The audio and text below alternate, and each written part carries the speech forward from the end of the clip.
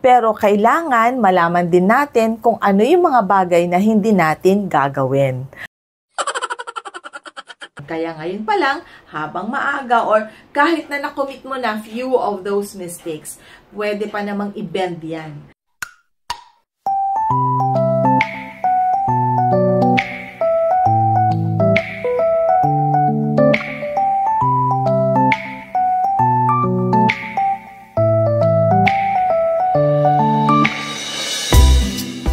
Hi everyone! Crisel Morales here. Welcome back dito sa ating YouTube channel. So, how are you? I hope you have a wonderful weekend. So, ang topic natin for today, hindi masyadong kagiliw-giliw. And sometimes, eto yata yung topic na hindi masyadong pinag-uusapan.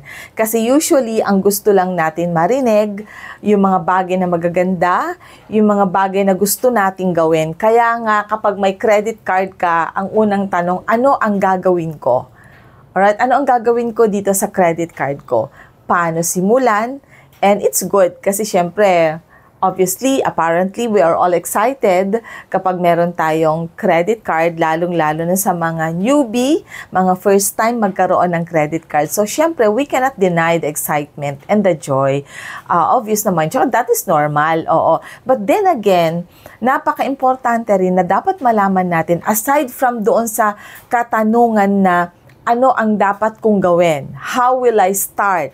Kailangan malaman din natin kung ano yung mga bagay na hindi natin gagawin para balance. Kasi kapag doon lang tayo sa exciting, doon lang tayo sa kung ano yung gagawin ko, how will I start? How will I do the cash advance through the ATM?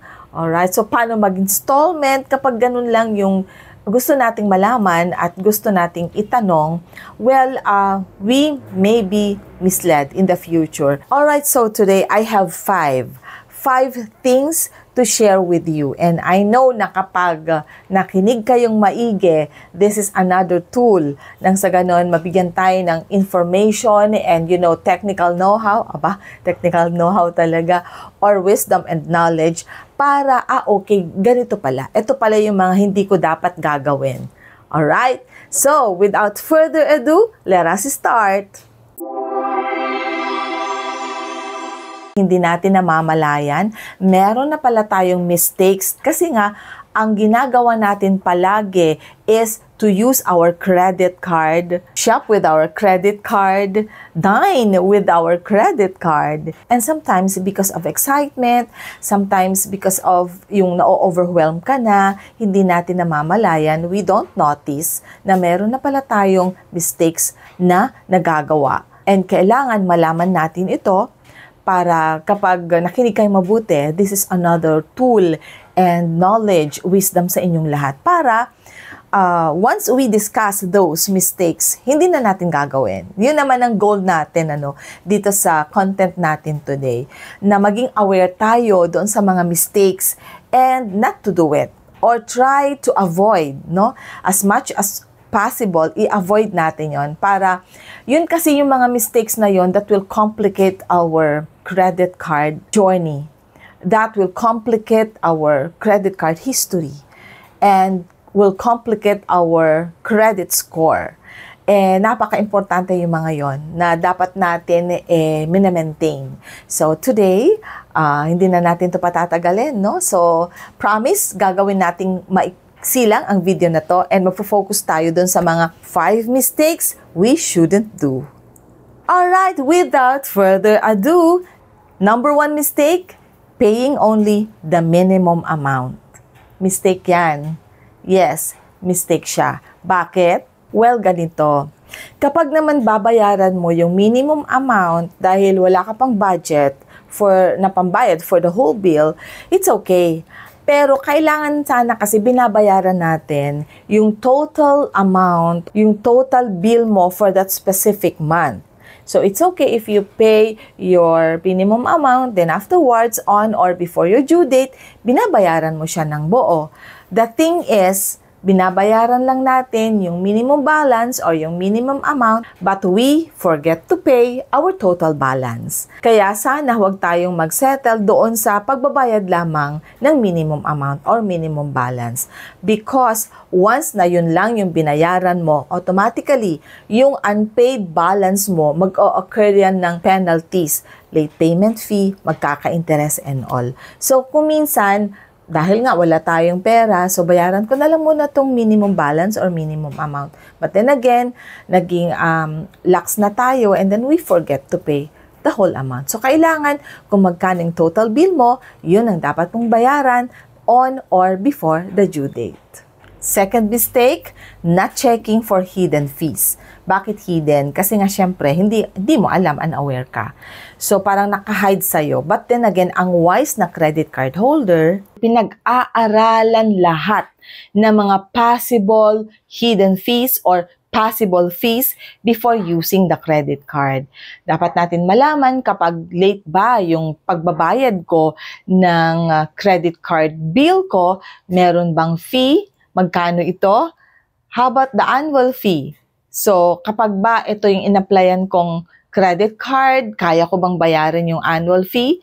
Kapag sa mall ako mag-a-apply, hindi ko nakita kung anong klaseng credit card yung nilagay ng agent, naglagay na lang siya doon. Sometimes we are unaware, so excited tayo, sige po, i-apply mo na. And then sasabihin ng agent, hindi lang po sa BPI ito, papasa ko pa sa Metro Bank, sa East West, sa PNB, sa China Bank, etc. and etc. Without us being aware kung anong klaseng credit card yung maa-approve sa'yo. Kapag nag-overspend tayo, magkano din ang magiging penalty mo or magiging fee mo? Late payment fee, diba? Unpaid balance, magkano yung magiging penalty or interest. So, kailangan aralin natin lahat yon. Third mistake, ignoring due dates. Sometimes, nawawala na sa calendar natin. Hindi na tayo nag-a-alarm. Ako, nilalagay ko talaga sa calendar ko para ma-notify ako 1 week before the due date and then nag-notify pa rin 3 days before the due date and 1 day before the due date. Once kasi na naumpisahan nating hindi makapagbayad on or before the due date at naging nakasanayan na natin, biglang magugulat ka na lang in the future na tatawagan ka na ni bangko or ng collector ng bangko and then sasabihin na, ma'am, di ka na nakakabayad ng credit card bills mo. So, kailangan huwag nating i-ignore ang ating mga due dates. Yun dapat yung isa sa mga nakalagay sa ating mga calendar, sa ating mga alarm. Okay? So, if that is one of the mistakes that you usually are committing, so kailangan hindi mo na dapat gagawin yan ngayon. Fourth mistake, overspending in exchange of rewards. Ito yung mukhang very convincing. Sasabihin sa'yo, if you spend 5,000 pesos and meron kang free movie ticket. Alright, so kung minsan kahit hindi mo naman kailangan mag-spend ng 5,000 pesos, mapapa-spend ka. Kasi nga, naging excited ka masyado doon sa free movie ticket. Or meron pa yung promo ng mga bangko, if you spend 50,000 pesos in 2 months' time, so free ang annual fee mo. Alright, so sometimes this could be a wise decision, pero depende kung meron ka talagang dapat na i-purchase amounting to 50,000 pesos in 2 months' time. Halimbawa, plan mo naman talagang kumuha ng refrigerator, ng washing machine na automatic, at lalong-lalo na kapag nakuha mo siya na installment, then I think that's a wise decision. So, bonus mo yung free na annual fee mo. And make sure na yung free annual fee, lifetime na yan. Hindi yung free lang yung annual fee for the first year and then the following year, meron ka ng annual fee na babayaran. So, kailangan din natin maging aware. Do not overspend in exchange of rewards. Kung hindi naman talaga wise na mag-spend ka ng ganong klaseng amount, kailangan iniisip natin mabuti yan. Ako, pinagpe-pray ko kung minsan Lord, okay ba to?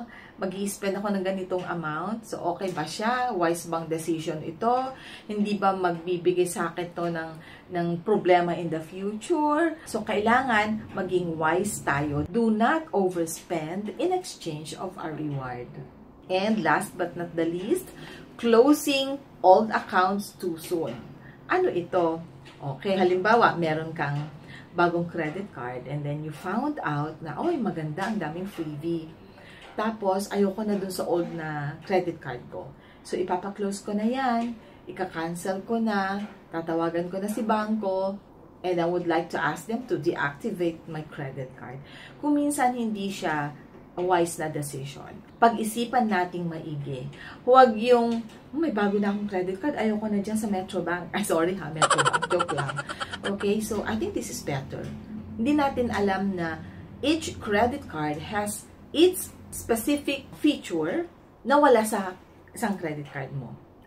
Kaya ako, hindi lang isa o dalawa yung credit card ko. I have few. I made sure na yung mga credit cards ko na yon, most of them are no annual fee for life. Katulad ng Union U MasterCard. I also have PNB Zelle MasterCard and then the Metrobank M-Free.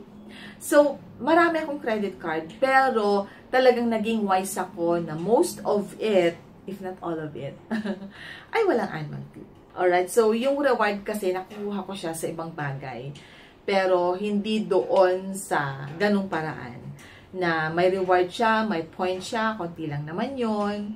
Pero ang annual fee mo in exchange of that is 2,500 and all that. O kaya, may mga credit card na mataas ang annual fee, pero free use of lounge and restaurants and etc. Kapag magta-travel ka, na VIP ka and all that, well, okay, kapag most of the time, nagta-travel ka talaga. Pero kapag hindi ka naman pala travel, so bakit ka kukuha ng credit card which is good or intended sa mga travelers? So, kailangan maging aware tayo. Be wise in all the decisions that we make. Think twice, thrice, maybe 100 times before we click. So, there you go. I have shared with you 5 mistakes that you and I usually commit. So, ngayon, na-aware na tayong lahat, kailangan, okay, so ganito pala. So, dapat 1, 2, 3, 4, 5, at least man lang may take away kayo, no?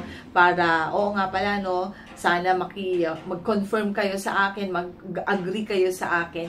Kasi, kung minsan, yun yung cause ng magiging trouble or problem natin with our credit card journey in the future. Kaya ngayon pa lang, habang maaga or kahit na nakomit mo na few of those mistakes, pwede pa namang i-bend yan.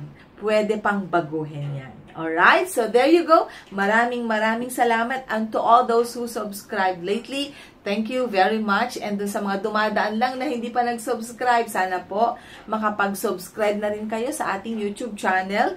Thank you for the appreciation. Thank you for the comments na nakaka-inspire naman talaga at nakaka-uplift ng emotions, ng spirit. Maraming salamat po. And always remember na kahit anong klaseng pagsubok meron tayo sa buhay, remember that life is beautiful because God is so good. Bye everyone!